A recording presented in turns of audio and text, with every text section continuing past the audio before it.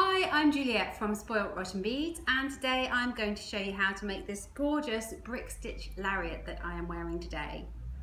So before I get started on the tutorial, I'm just going to talk you through the various bits of equipment and beads and findings that you're going to need in order to make this lariat. You'll need two large rings like these here. The demonstration that I'm going to do now, I'm going to make it in the silver colour for you here, but I've used antique copper on the one that I'm wearing today. You'll need a large connector bead, either something with a hole either side, or like this one here that's got holes that go all the way through that I can get my jump rings through. You'll need 3 jump rings, and they need to be relatively large, sort of 7 to 8 millimeters is ideal, or split rings would work as well. You'll need a little charm, something that's small enough to fit in the middle of one of your rings here, like I have got a leaf on the copper here.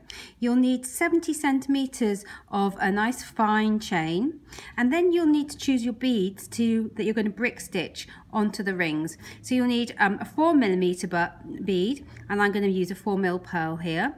You'll need a size 8 seed bead.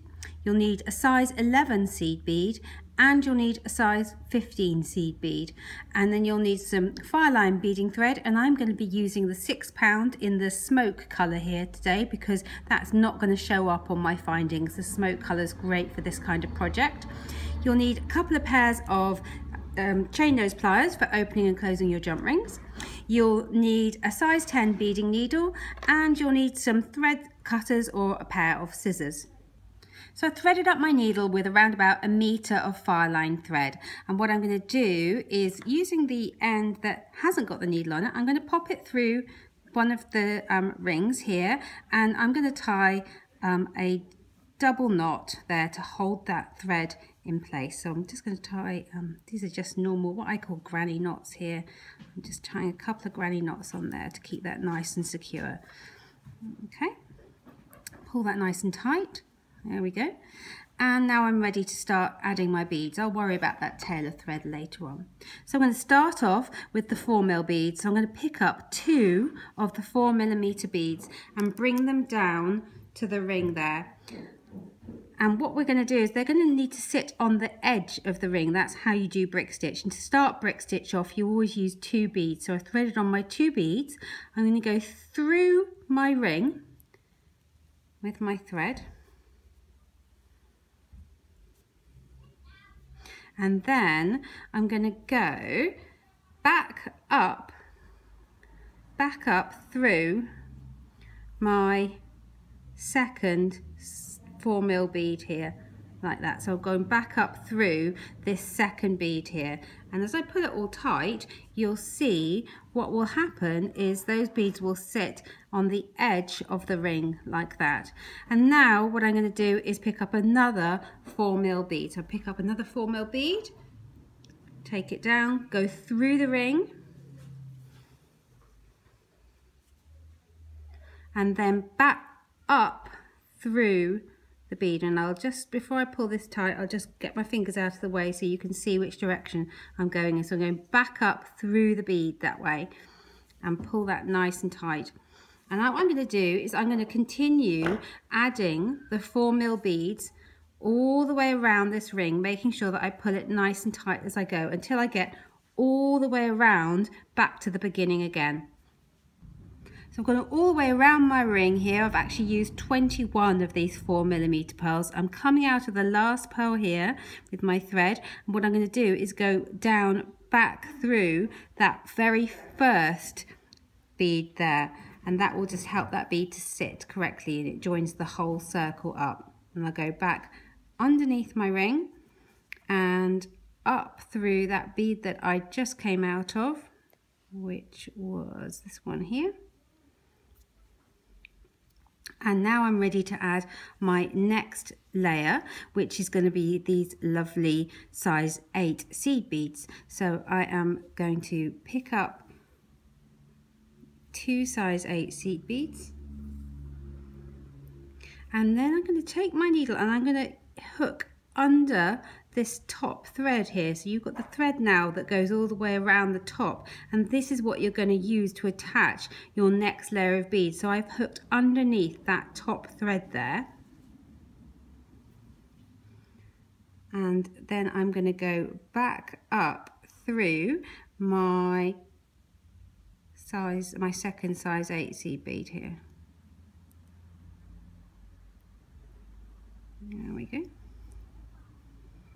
And you can see how that now is beginning to sit, and I'm going to work my way around the ring. So I'm picking up a size 8 seed bead, just one now, and hooking under the thread,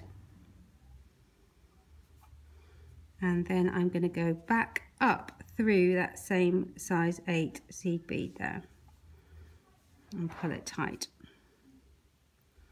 And you need to be pulling this nice and tight as you go so that everything sits snugly. And I'm going to continue adding my size 8 seed beads on, and I shall come back to you when I've added this next row on.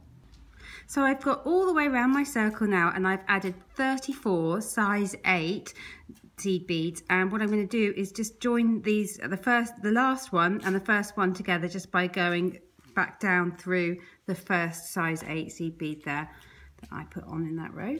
And then I can pass my needle underneath the crossing thread and back up through that same size 8 seed bead. Oh, I think I didn't cross my threads because it's just come undone, so I'll do that again. So I went back down through that first size 8 seed bead underneath the crossing thread that's on the first row of pearls, and then back up through that size 8 seed bead. And if I pull that tight now, you can see that's nice and joined up there. So now I'm ready to move on to my size 11 seed beads. So I've picked up 2 size 11 seed beads, and I'm going to go underneath that crossing thread there that's on the top of all the size 8 seed beads, and then back up through that second size 8 seed bead there. And I'm going to continue adding size 8 seed beads all the way around. So I picked up a size 8 seed bead, going underneath the crossing thread, and then back up through that same size 11 seed bead. And I'm just going to add size 11s now all the way around my circle, and I shall come back to you when I have done that. So I've finished my row of size 11 seed beads here, and I've got to the end. That's my last bead, and that's my first bead. So I'm going to join them up by going down through that first bead there, and that will join the row up together. And once again, I'm going to pass my needle underneath the crossing thread that's on the top of the size 8 seed beads, and I'm going to go back through that same size 11 bead the other way. Beaded this nice and tight, so it's tricky to get up through, but there you go. There we go. And if I pull that up, you see that they all sit nicely together now. So now I'm ready to add my final row onto this, which is going to be my size 15 seed beads, which are these lovely red ones here. So I'm going to pick up a size 15 seed bead, and this time I want the beads to sit on their edge. So rather than going through the crossing thread, what I'm actually going to do is go down through the next size 11 seed bead in the row, so that my size 15s will sit up on their edge like that. So I'm now going to go back through the gap between those 2 size 11s and back up that size 11 that I just came out of, so that I can add the next 15. Pick up a 15 and go down through the next 11 in the row underneath it, so that I'm going underneath that crossing thread that's coming out of the size 8 under it, and back up through that same bead. Pick up a size 15 and go down through the next 11 in the row, and I'm going to continue like that all the way around my circle here until I've added these lovely edge of size 15 seed beads here. So I've got all the way around my circle now with my size 15 seed beads, and I'm ready to finish off now. So I'm coming out down through one of these 11s here, and I'm just going to hook my thread underneath one of the crossing threads and tie a couple of half hitch knots. So I've hooked underneath there, I'm going to pull it through so I've got a little loop, making sure I haven't caught my tail that I left right at the very beginning, and go through that loop there that I created and pull that tight. And then I'm going to sew down through one of the 8s, and I'm going to do exactly the same thing again. I'm going to hook underneath one of the crossing threads, pull it through so I've got a loop, and then hook through that loop and pull that nice and tight, and pull that tight there. And what I'm going to do now is add a little bit of GS Hypo Cement glue to that knot so that it's nice and secure and there's no chance of it coming undone. This is great stuff. It dries completely clear, so if you get it on your beads it doesn't show. So I'm going to put that to one side now and leave that glue to dry, and once it's dry I'll trim off the ends of thread there.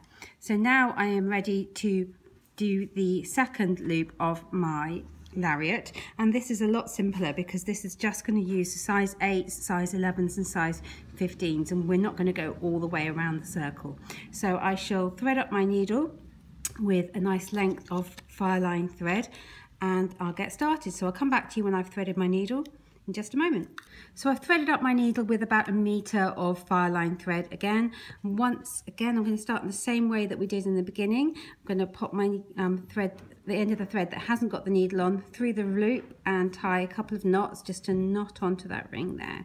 So tied one, and then I'll just tie another one there on top of it too. There we go. And now I'm going to add my size 8 seed beads on. So I'm going to pick up 2 size 8 seed beads, go through the ring and back up through that second size 8 seed bead and pull that all tight there like that. There we go. And I'm going to continue, but I'm just going to add a total of 8 size 8 seed beads onto this ring here. So I shall try and do that whilst you're watching here, because it's not going to take me very long at all.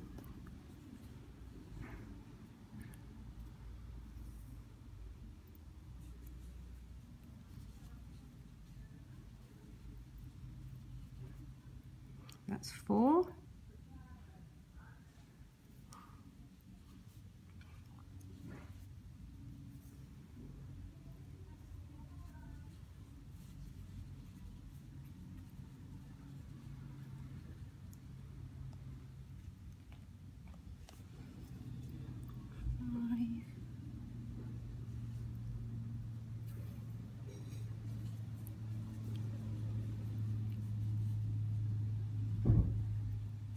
Oop, 6, nearly there.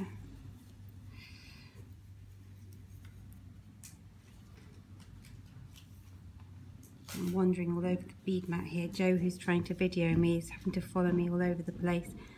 Try and keep myself in one spot. And that's 7. Put my tail there. And this is my last one, number 8 here.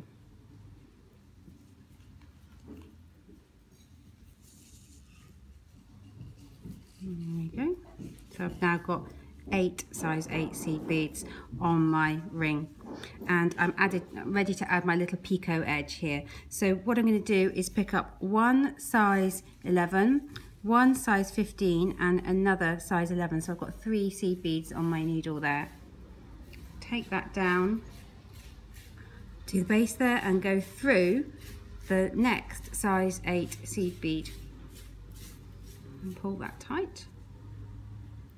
And you see that adds a really pretty little picot edge there. And I'm going to do the same thing. I'm going to add a size 11, a size 15 and a size 11. Ooh. No, I'm not actually, that's completely wrong. I've got to go back up through, so I'm facing the top first. So I'm going to go back up through that third size 8 seed bead there.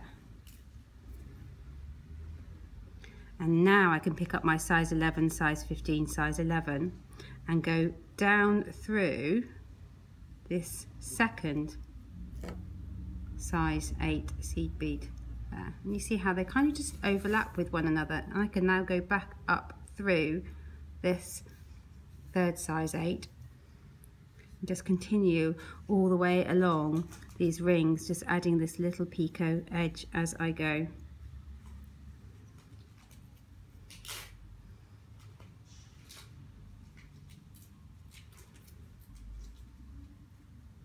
I will take you all the way to the end here and just show you how to finish off in a moment.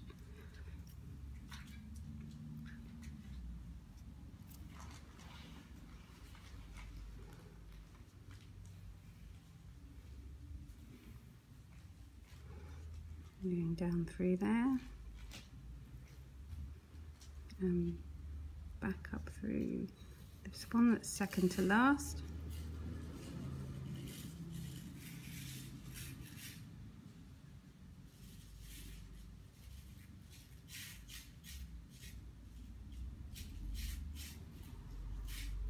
It's a really pretty finish to the edge of this last ring, and this is my final little picot edge here.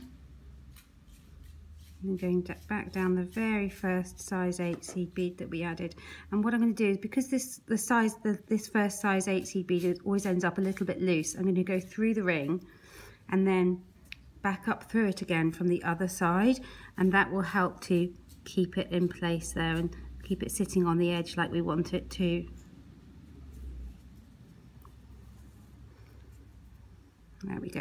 And you see we've got that lovely little picot edge there. So what I can do is finish off my thread in the same way. I can just go through one of these loops here so that I pick up a crossing thread and sew a couple of half hitch knots before I add a little bit of glue to them, keep them nice and secure, and then trim off my ends. So I'm ready now to show you how to put together your lariat and just finish it off. So I shall add this glue, trim off my ends, and I'll be back with you in a moment to show you how to put it all together.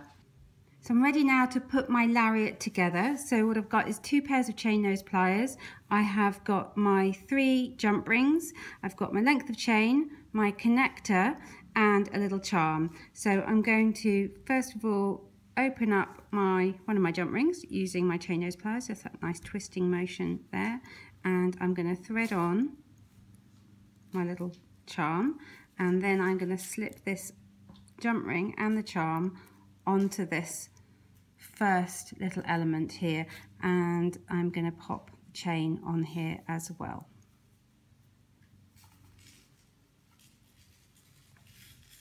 I'll get my fingers out of the way in a moment so you can see what I've done. So I use my chain nose pliers there to close up this ring here, gripping either side of the opening. Just twist it closed like that, and I'll lay that down so you'll be able to see what I've done. So I've connected the chain to this ring using the jump ring, and on the end of the jump ring I've added the little charm so that the charm then hangs in the middle there.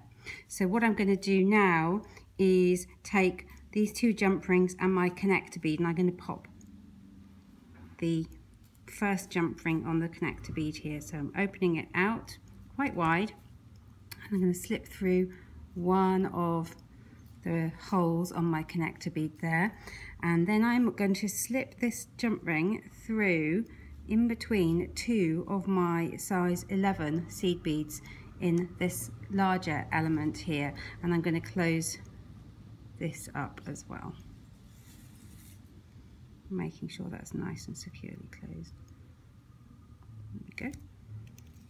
So we've now got this little connection here going on, and what I can now do is take my end of my chain and I'm going to pass that through this second element here, and then I'm going to attach it to the top here of this connector bead using my remaining jump ring, and that will mean that as you pull this, there's no way that this element here can fit through, so your lariat will always stay together, it won't ever come apart there.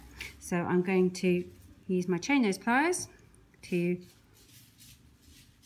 open up my final jump ring, slip through from the top hole and pop my chain onto that as well, and there we go. I can close that, and I'll pull my fingers out of the way so that arrange it so that you can see what I've done there. That's my finished lariat. I think you'll agree it looks really pretty. It's well worth making. It's the kind of piece that you'll wear forever. You can wear them over t-shirts. They look great over sweaters in the winter time, and they're great for using up little bits and bobs that you've got left over in your bead stash as well. They're very effective. So I hope you enjoyed watching. Please leave your comments below and let us know what you think, and come back and watch more videos from us next time.